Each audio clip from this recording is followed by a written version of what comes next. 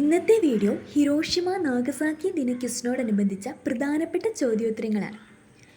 ഈ വീഡിയോ കാണുന്ന എല്ലാവർക്കും ഒരു ചലഞ്ച് ഉണ്ട്.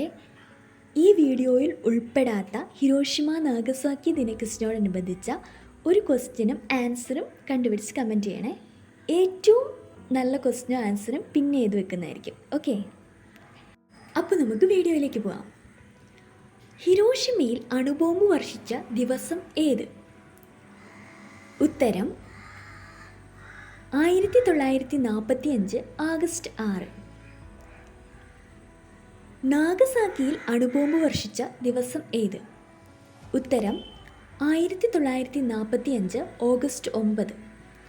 ഹിരോഷിമയും നാഗസാക്കിയും ഏത് രാജ്യത്താണ്? ഉത്തരം ജപ്പാൻ.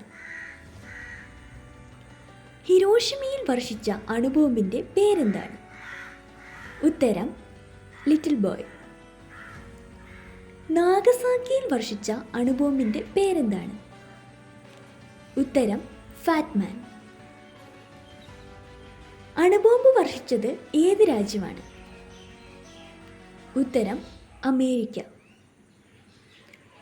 അണുബോംബ് വികസിപ്പിച്ച രഹസ്യ പദ്ധതിയുടെ പേരെന്താണ്? ഉത്തരം മാൻഹട്ടൻ പ്രൊജക്റ്റ്.